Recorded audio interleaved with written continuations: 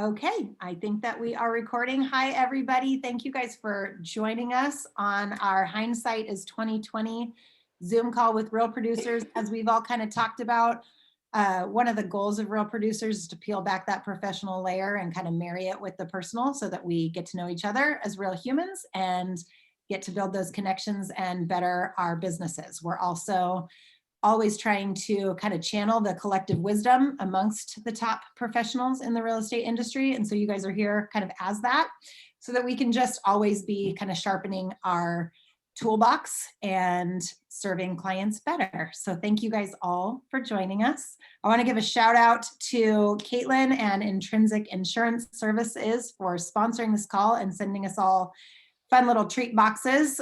Since we can't be together in person, we can at least break bread together over Zoom or the internet or whatever we want to call it. I'm going to go ahead and kick us off and start up in the corner of my screen, which is Caitlin with Intrinsic Insurance Services, and just let her introduce herself, which I kind of just did for her, and tell us something, some accomplishment, something personal or professional that you are proud of this past year. And then I'll kind of move around the room, if you will, tossing it off to you guys. So go ahead, Caitlin. I'm Caitlin from Intrinsic Insurance. I am sitting in for my business partner today, who she always does these things. I'm more of the office partner. She's this type of thing partner. But I'm happy to do it. So we did pretty good this year.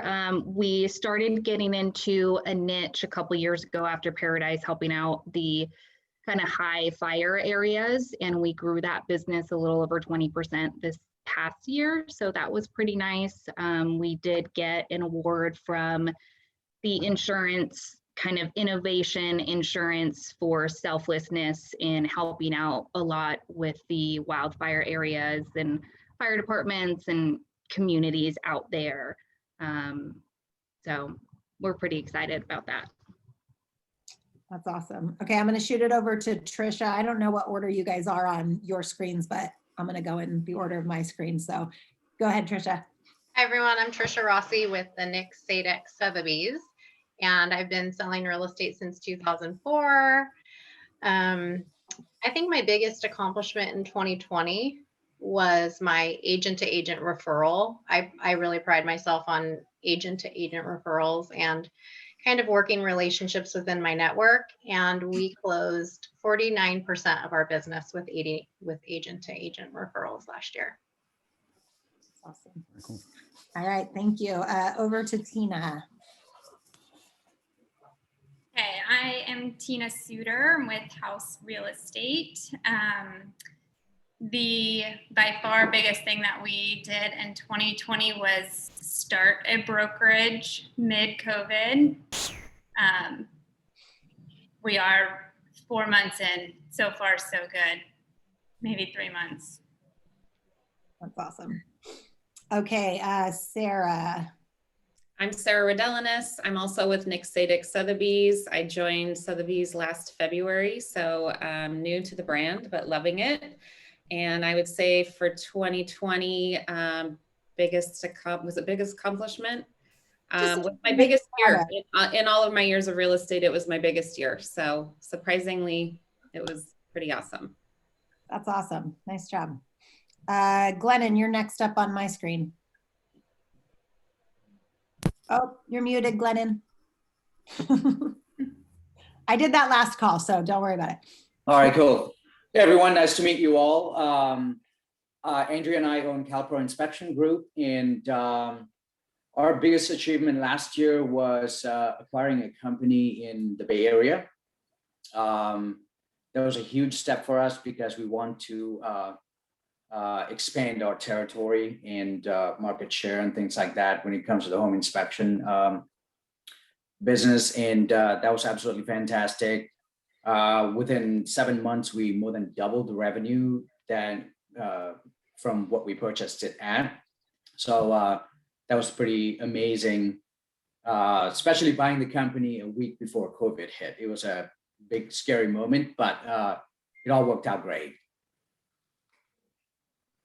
That's awesome. That's fantastic. Thank you.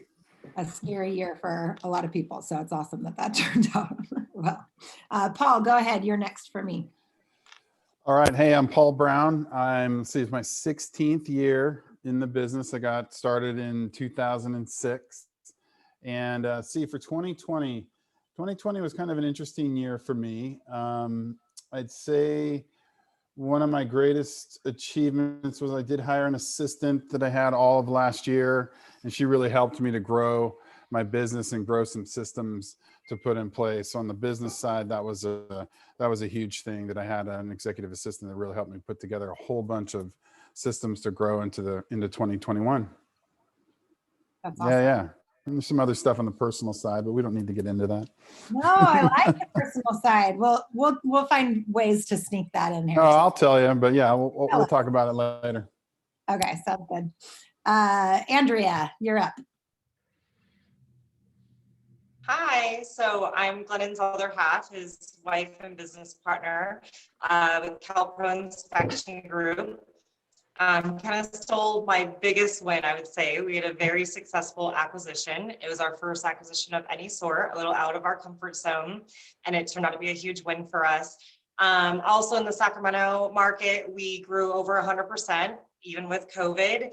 And I think kind of what goes hand in hand with that is we have just made some massive improvements on our systems.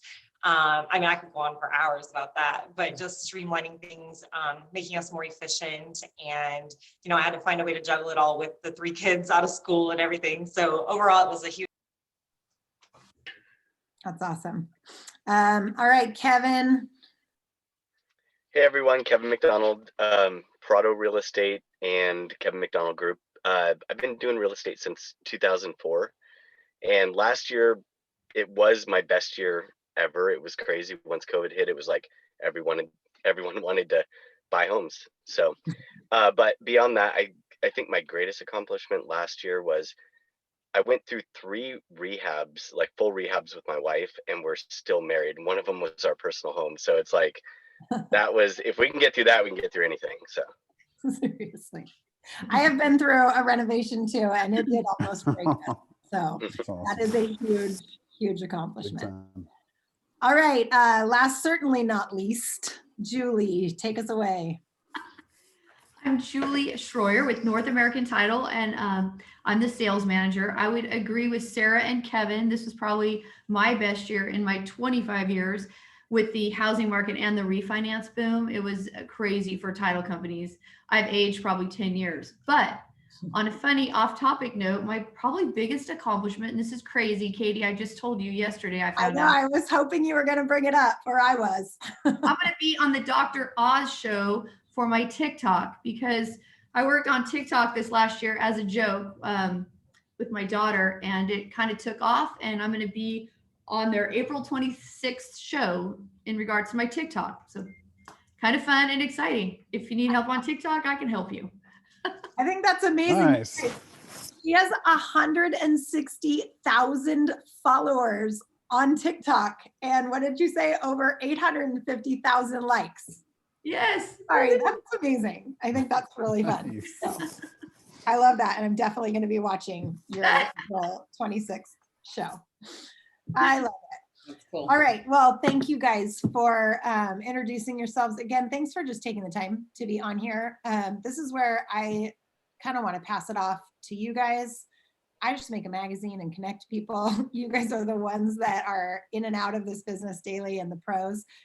So I did want to ask you to just kind of toss off between each other, but kind of the focus of this call is, like the saying goes, hindsight is 2020. And I think there was a lot of last year where we were taking information in daily, things were changing, and it was kind of like fly by the seat of your pants. But we've been in this kind of new normal, even though I hate that phrase, for almost a year now, seeing how things have adapted. So as you look back, what are some of your observations of kind of the effects that all of this has had on the real estate market?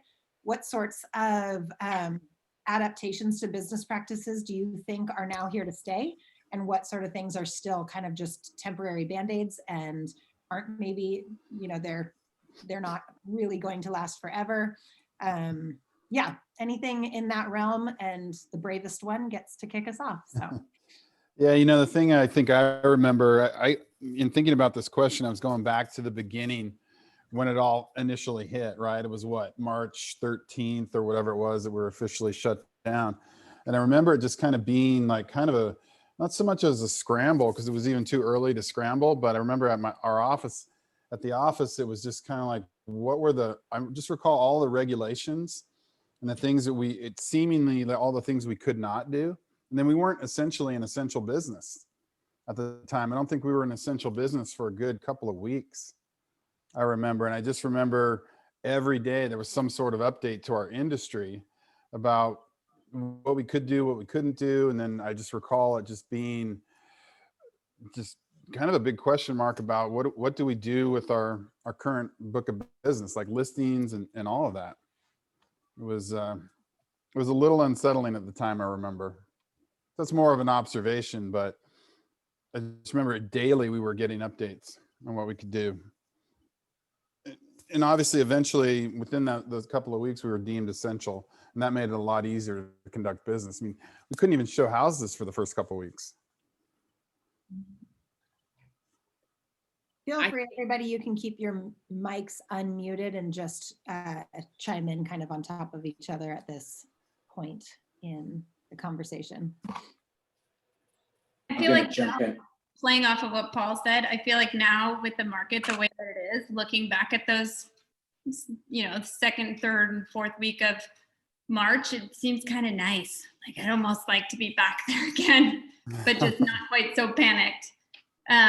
But our biggest struggle when that first hit, March 13th or whatever it was, is that as a group, we had this, for whatever reason, during that month, a lot of clients who had purchased a home and then said, okay, as soon as it closes and we move, we're going to stage our home and then we'll sell it. But we really need to sell it within a couple of months. And then all of a sudden, we just have all of these clients with 2 houses, not knowing, can we put it on the market? Can we not? We got super into Matterport, which kind of saved us those first couple of months, really, because there was one house that we sold sight unseen, just thanks to that Matterport. Just people who were relocating and they had to come. There was no choice, but they couldn't get on a plane and get here. So that technology helped us so much, and just kind of like, okay, well, if we can't be there, at least we can sneak somebody in to do this tour and then make people feel like they're viewing these houses. So you literally put clients in contract off of those? Mm-hmm. Yep. I had my first FaceTime, put somebody into contract off of FaceTime. That was the first time I had done that. I mean, I'm kind of old school, it's kind of old fashioned way, but yeah, she bought it. She was like 30 years old. She did eventually see it, but in the initial look at it, yeah, it was all virtual. I didn't even have a Zoom account prior to COVID. So I think this has definitely been something different to be conducting meetings with clients via Zoom or FaceTime. I have shown properties that way. I've done tours of people's houses. They're carrying me around, showing me bedrooms so that I can work on a market analysis for them. I think that probably will stick around just because now that we're used to it, it seems like a pretty easy way for people if that's the way they choose to do business and it's more convenient for them. I think always face-to-face is always very good and making that connection, but I do think it's introduced the world of Zoom, and I don't know that will go away. Mm-hmm. I think as this all came down, it's actually saved us time in a way. Mm-hmm. We're able to actually do a little bit more because, I mean, you can show homes virtually, you can meet with people virtually. It saved me a ton of time myself, just looking back at what I was able to do in 2020 with, not spending as much money or not going out as much and all of that. So it's interesting, but it has changed the whole dynamic of the industry, I think. I met some Absolutely. clients on FaceTime for the first time. It was a little odd turning the camera on and introducing myself that way, but go with it. Yeah, I think there's definitely just a general acceptance of all these technologies, and it's a viable way to connect, right? Whether it's like this with each other, or whether it's, my networking group that's been around for 30 years, I think. And we get together on Fridays, and we're exclusively now Zoom no matter what. We had to flip to Zoom right away, but now everybody just wants to do it that way. Our attendance went way up. And so it's just a small, business to business kind of application of it. But certainly for us just conducting business, I mean, think about like the virtual tour, right? Remember when, in the early days, I know with Matterport and such, but I'm sure there are a lot of us that were going into our listings and using our phones to record virtual tours or whatever, just to figure out how this was all going to work. And we were all sharing ideas like, hey, well, I did this. And some of us were better at, and I'm not talking about me, but others were much better at it than me. I mean, So do you think seriously. the days of open houses are behind us? Or, I mean, I know right now it's like showing up to us, there's like, 10 people in line and you got to wait with your client because other people are in front of you and you can only go in one at a time. Is that all shifting for good, or is that like a momentary adjustment because of the circumstances? I think they'll be back. I think open houses will be back in normal. I think that some agents love them and some agents hate them, but I kind of miss it. It's like a 2-hour reprieve from my children on the weekends. And I think that I don't know that necessarily it's anybody's walking into an open house and they're going to buy that house, especially right now with the inventory the way it is. Like, you're not going to sell it from an open house, and you're just going to sell it from one day on the market. But Kim Squally, everybody. I think they'll come back. I miss them. I love doing them. I'm only 5 years in, and that was a huge chunk of my business. So getting from open houses. Yeah, I think that definitely will be back without a doubt. I think that the open house by appointment idea, though, is brilliant. I really do. Like scheduling people up. Mm-hmm. I love it too. I love Best idea ever. my appointment. Yeah, because for me, it's a total waste of time to go stand at an open house and blow 3 hours or more of my Sunday that I can be with my wife and kids to stand in some house. Honestly, we're just, between us girls, it's like, no way. Mm-hmm. Yeah. And then every once in a while, it's like hitting, it's like being at a casino and you hit the cherries, right? 3 in a row, but I can count on one hand that that's happened. Yeah, that's awesome. So what about, as we're seeing like kind of, obviously I think there was an initial, like everybody froze and was like, is this, another shall not mention 2008, what's going to happen? And then I think everybody realized, oh wait, this is actually totally the opposite as far as I'm concerned. People are buying like crazy, and it's created this huge influx that we're seeing right now, the effects from 2020. And there's a lot of migration into Sacramento. There's a massive inventory crisis. What kinds of things are you, like, as you look at 2021 and the things that have been impacted and are heading forward, do you have thoughts for yourself, or advice for other agents on your team, anything that you are processing of like, how do I best now position myself with the year in front of me coming up? What are the things that I'm taking now from last year and just getting ready for this upcoming year and the current conditions? I think we saw a lot of people thinking about being home so much, what they really wanted, and that caused a big spur in buying. And I've been noticing that with places I even had on the market last year that didn't sell, or the year before, I should say, that didn't sell, they came back to me and said, hey, we're ready. And it went out of control as far as the price and went over asking and all that.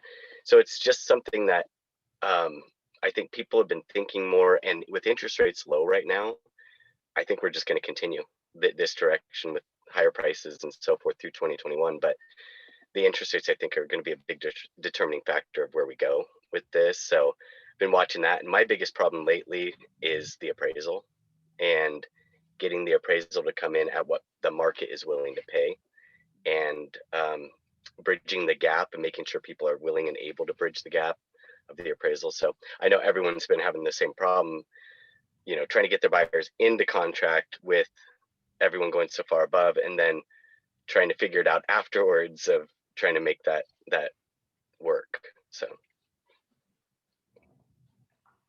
Yeah, I think you bring up I think it's a really great point. And I think, you know, one thing I wrote down towards this was, it seems as though overbidding has become a lot more of the practice here than it ever was initially in Greater Sacramento. You know, like in the Bay Area, I used to own a home in San Francisco way back when. That's where I came from before I landed here. And that was always part of the custom, right? You always overbid any home that you purchased out there. And it seems that that's more accepted now. I mean, we're seeing it quite a bit. I don't know what the others think of that, but I think that will continue. I mean, for sure. And releasing some contingencies at the point of, not all contingencies, maybe in some cases, but at the point that an offer is submitted, that some of those contingencies get released up front.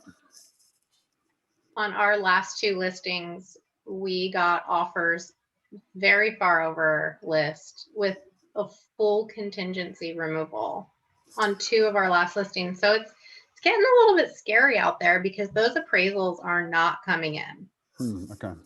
So, I mean, at all price points, we're seeing them not appraise. And in one specific instance, we had one not appraised for 100, that came in 100,000 under contract price. We challenged it, and the new appraiser came in 5,000 over contract price. So it's just so confusing. It's tough. It's tough out there. Well, yeah, and the data is just not there. Go ahead. Sorry. Oh, I was just going to say, I think it's been helpful with buyers when the listing agents have reports available prior to making your offer. If you know it's a hot property and there's multiple offers, it allows your buyer that comfort level to remove contingencies. I've had to do that a lot lately, and I don't think we've been in the practice of providing too many reports up front. And I know the Bay Area does business that way. So does Tahoe. I think that that's something that is super helpful when you've got buyers and you're out looking, because they can decide ahead of time, and it cuts down on the fears, the negotiations later. Just kind of puts them in a better position if they choose to be there.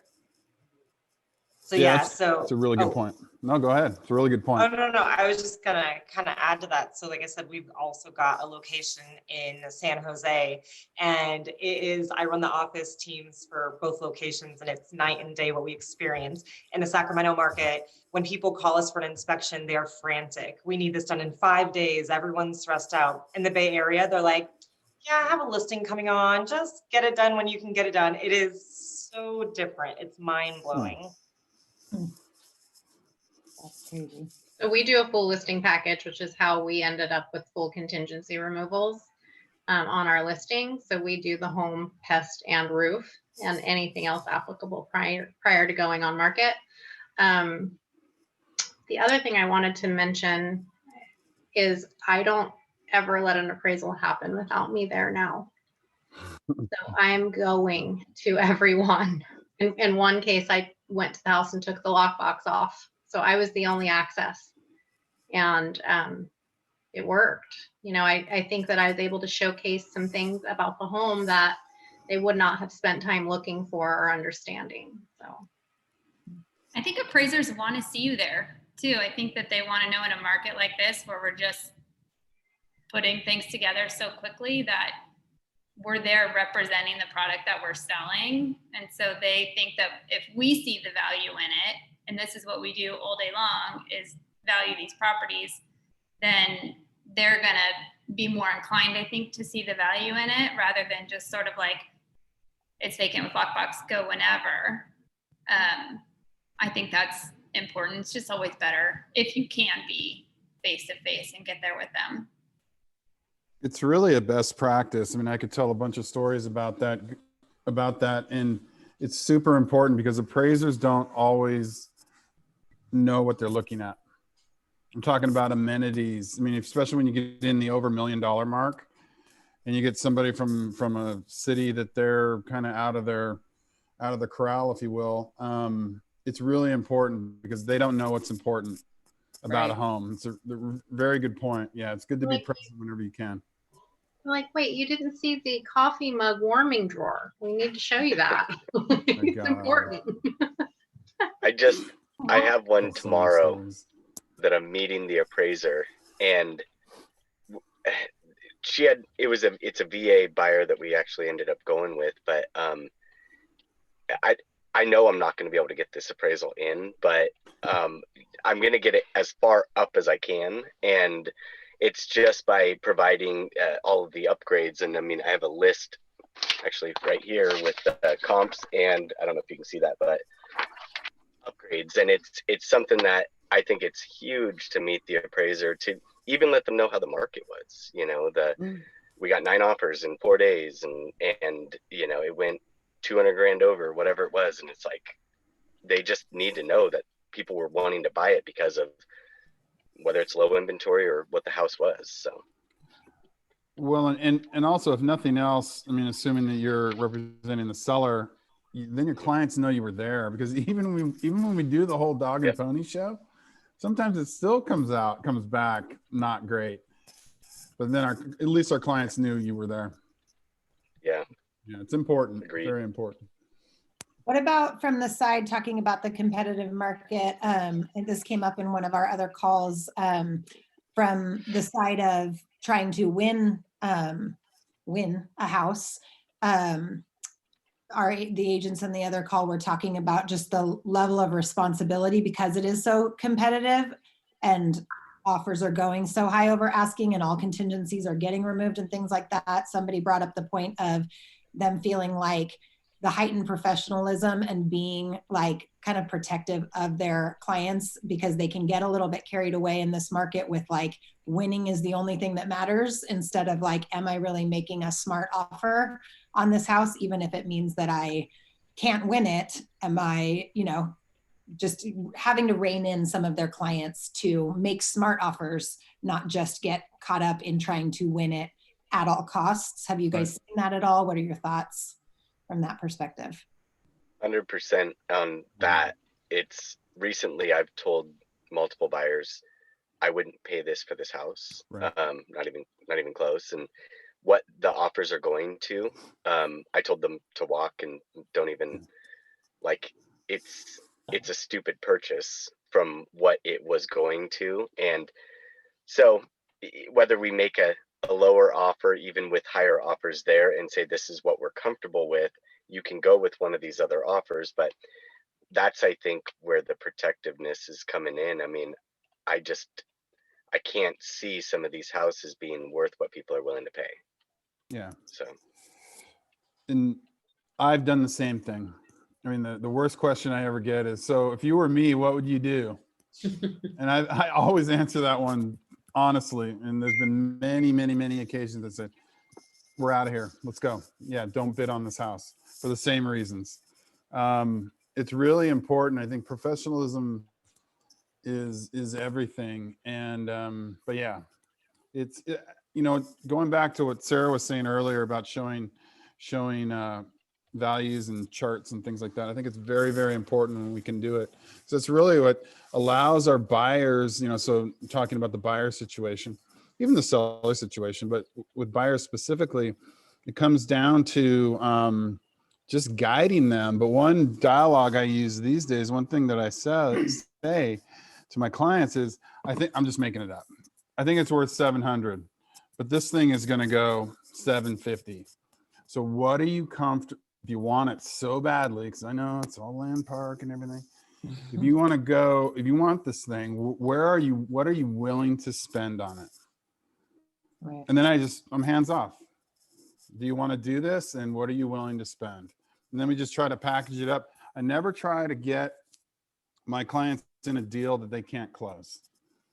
Meaning that includes them knowing the numbers, them having heard that question from me if I think it's going to be overvalued, and then what are our contingencies, so to speak, to making sure that we get it. Do you have money if it doesn't appraise? We have all those discussions. I do my very, very best to never bring clients that don't close, and it almost never happens. I mean, I'm so serious about bringing great clients and representing great people that I try not to tie up sellers and listing agents on things, and take it really seriously. Yeah. If they get in it, they're in it to close it. I want to bring in our other kind of industry professionals here, Julie, Caitlin, Andrea, and Glennon. Tell me what you guys are seeing from your industries that is just dramatically different, that are challenges or opportunities because of kind of the current climate, and looking at 2021, what has shifted for you guys? I'll jump in real quick. It's more of a question for the real estate agents here. So I've heard some of the other states, because of the current market with the inventory being so low and things like that, they're seeing a lot of inspections being with no inspection contingency. So they're actually waiving the inspection. Are you guys seeing any of that, or do you see that coming in the near future, or what are your thoughts on that? I haven't seen it. No, I didn't waive any inspections that I can think of. There have been a couple properties that had pest inspections already on file, and they will ask for you to sign off and waive the ability just for pest inspection, which seems odd because you could get out of it on something else if you really wanted, but no waived inspections unless it was something like I have this awful house in Esac and there no way was anybody going to even go inside, that kind of thing. You waive an inspection, but nothing else have I seen. I've seen it on my side. I mean, I sell a lot of like the newer communities, and just had one where it was a 2017 year built, stucco exterior, tile roof, still under builder structural warranty, and the buyers waived all their inspections, appraisal, had a short loan contingency, but really I've seen it multiple times where people waive even all contingencies, especially investors purchasing, going in knowing that they have to be competitive and removing all contingencies with the offer. So I've waived contingencies a couple of times lately, but they have been on properties that have had reports available in the MLS. So that's where that confidence came from my buyers, was that there was something they could rely on to see generally what was going on. Did they need to do all the same inspections? Not necessarily for these buyers. So I just closed one today where there were 0 contingencies. That's good to know. I have a follow-up question. I'm sorry. I love, Tricia, that you guys are doing inspections on your listings. I think that's great. We love how the Bay Area does it. They get the inspections done and everything is there, sometimes just for disclosure, sometimes to like, hey, we'll get everything fixed up before we sell it. That way, when the buyer comes in, not in such a time crunch. Do you guys think, I mean, what are your thoughts on that? I mean, is that a good thing, bad thing? Can you like get your sellers to like kind of spend the money to get that inspection done? Or is that kind of opening up a can of worms? Or what are your thoughts on that? Do you think it's beneficial to get an inspection done prior to listing it? High level it is. I think it's very important. Yeah. I mean, if you don't have one, your buyer's going to find it anyway. So what's the problem if you know up front? And if you are going to get multiple offers, then you might get that buyer that says, that doesn't bother me. I can fix that, or my dad can fix that. So I'm ready to move forward. Yeah, and we could potentially have an adjustment, a significant adjustment in our list price based on the findings and the ability to do the work or the desire to do the work, depending on what the bid is. So I think pre-inspections are critical, and going into our listing appointment, it's just really how we present it to our clients. And there's no resistance whatsoever in our listing appointments when we offer the full package out there to the buyer, because you're not in contract, right? You're in contract now. You have no inspections. All this stuff comes up, and you're kind of like, now we have to renegotiate everything. Why not just do that all up front? Yeah. Have you guys used for the agents the disclosures.io? Mm-hmm.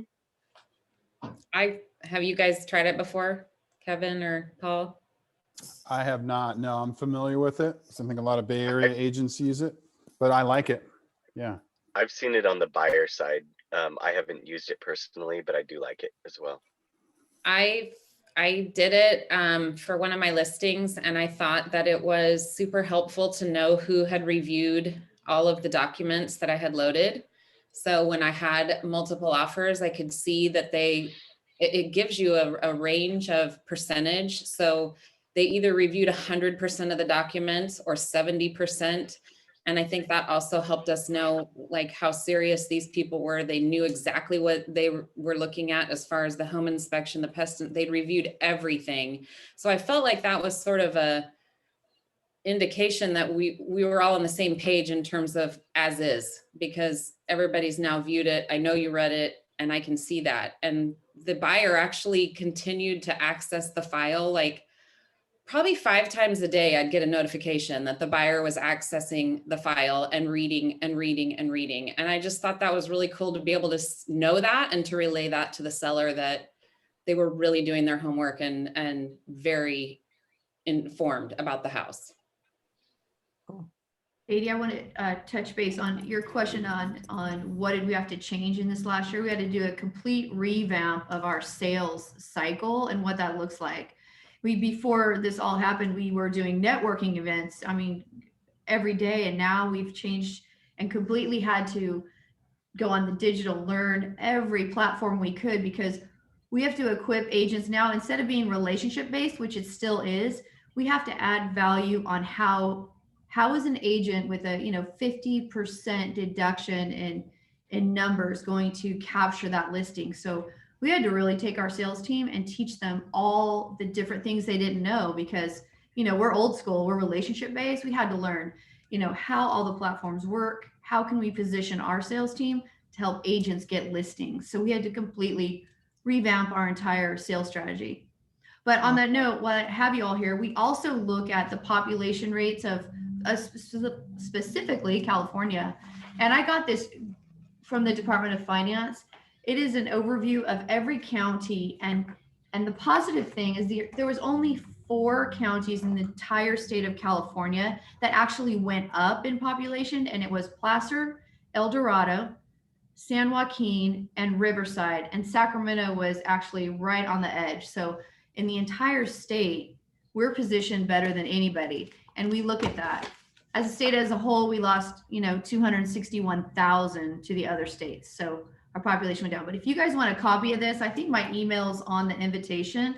I can email this to you. It'd be so beneficial for you to see the movement in the different counties and who's actually leaving and who's coming in. So, anyway. Perfect. Thank you. Great. I actually saw, I'm sure all of you saw that Forbes listed Sacramento in their top 15 markets in the country to watch for growth in 2021, which was kind of crazy. Little old Sacramento. Caitlin, you have any observations you want to share? I just want to give you the floor for a minute if you want to kind of share what you're seeing from the insurance side of things. Yeah, if you guys are booming, we are. We're very heavy on the mortgage real estate side. So if you're selling houses, we're insuring them, and that's nice. I do kind of feel that energy is a little different because everything is so rush. The clients have been looking for a house for months and they're overbid on everything. So there's a lot of stresses there. They're worried about the appraisal coming in at the same time they're shopping rates. So I think that emotions are a little bit different. And then insurance prices are going up and up in California. I remember 10 years ago, for example, a condo policy was $200. Now a condo policy is like 800, you know, and even in Sacramento. And then once you start going up a hill surrounded by trees in the state of California, insurance is insane. And that's affecting a lot of people purchasing. And she had mentioned that Placerville, Placer, El Dorado, those areas grew a lot, but it's rough for people out there, and their insurance is going up and up. And you know, I had people that bought houses 2 years ago and had to sell in 2021 because they couldn't afford their $5,000, $10,000 insurance payments on top of the high values out there. So yeah, I mean, insurance definitely, if you guys are affected, we're affected. Positive. If you're positive, we're positive. And yeah. Yeah, I've been seeing some really crazy estimates for, like, say somewhere like Shingle Springs, which is what it is, right? But something that may be 3,500 next year is going to be like 25,000. Yeah, and you know, that's very true. And the thing that worries me the most is that a lot of people getting those houses, their main concern is price. Where on my end, the main concern is actually making sure you're covered if a fire does happen, which is what they think is going to happen. So there's a lot of agents out there that are selling on cost, where Aurora and I give so much information and go line by line on what they're getting as far as coverages go. Yep. So we're running into that too, where cost is beating out the actual peace of mind of insurance and fires. So would you say that getting I think I know the answer. It's kind of a loaded question, I think, but do you think getting our clients to you sooner than as early as possible is the way to go? As early as possible. The second, if it's your listing, get a quote immediately. Yeah. You can tell, you know, the other side what the premium is looking like. Okay. And if before you take any client out in that area, shoot the address over to us and I'll tell you what the premium's looking like. Okay. Yeah, because I mean, as a listing agent, I represent a decent amount of properties that are in wooded areas, and yeah, it's pretty amazing how expensive, because either the carrier won't continue with that property address, that they'll be dropped instead of, or it just doesn't get renewed. And then they're totally in a different situation. So, okay, cool. Thank you. Definitely. I have to apologize. My home inspection's wrapping up right now, and I have to do a FaceTime review with my client. So I do have to get going, but it was wonderful seeing everyone here, and hope to see you guys in person soon. Yeah, maybe. See you. Bye, Kevin. Bye, guys. All right, on that note, I'm going to wrap us up with our Fast Five, and I can't believe Kevin's going to miss it. I have a feeling he would have had the most hilarious answers for us, but that's okay. That was totally just a complete lie so that he could get out of it. He just totally. Oh, man. I'm just kidding. All right, so you're going to have to pop the energy up. We're going to go fast. Remember the name. I'm going to say the order on my screen that I'm going to have you guys answer on. So just remember who you're after. So we're going to start. Let's see, who am I going to pick on? I'm going to start with Julie and make her have to answer them the quickest. And then after Julie, we'll go Sarah, and then Trisha, and then Glennon, and then Caitlin, and then Tina, and then Paul, and then Andrea. And then we'll go back to Julie. Does that sound good? Do you remember who you're after? Tina. Okay, so you don't have to wait for me to pop to you. Just answer one after the other. I promise these are not hard. And they're just going to be a fun little way to close this out. So are you ready, Julie? I'm ready. Let's go. All right. Night owl or early bird? Oh, early bird. Night owl. Oops. Early bird. Early bird. Night. Early bird. Night owl. Oh, that's you. Thank you. Early bird all the way. Definitely early bird. All right. Dream vacation you have not yet taken? Italy. Greece. Italy. Italy. Bora Bora. Iceland. Italy. Unmute yourself. There you go. What'd you say, Andrea? Oh, Greece. There, you can just leave yourself off mute. Greece, nice. Okay, favorite form of exercise? At my house. Peloton. Oh, that sounded bad. Sorry. That's good. I like that. That's funny.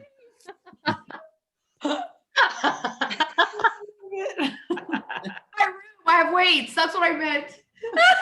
Weights at her house is Yes. what Julie is saying. All right, Sarah, we're going to you. Peloton. Peloton. Trails, hiking trails. CrossFit. Wait. Running. Riding bikes. Peloton. Okay, sweet or salty? Sweet. Sweet. Salty. Oh man, sweet. Vote. Both, yeah. Caitlin, did you answer? I missed it. Salty. Oh, Yeah. sorry. Salty. Sweet. Salty. Nice. Okay, this is the last one. We're gonna date yourself right now, but favorite show as a teenager? Oh my gosh. Brady Bunch. Three's Company. Who's the boss? Knight Rider. Gosh, I don't know. Friends maybe as a teen. Friends. That was mine. Oh man, I'm still trying to think of what shows when I was a teenager. It's got to be like Knight Rider. But yeah, I didn't watch a lot of TV as a kid. I can't recall high school what I watched for TV, so the closest I can come up with would be a little younger, and it's Saved by the Bell. Yes. Ah. I think mine was just MTV in general. That's awesome. We had someone on the last one throw out Love Boat and My Three Sons. And I was like, we got all the, Nice. all the ages and genres going on here. So that's awesome. Thank you guys for being good sports. I love it. I appreciate you and all of you taking the time to be on here. And have a great rest of your days. Good to see everybody. Have a good Thanks. week, everyone. Bye. Hi guys. Bye. All Thank right, you, see you. Katie.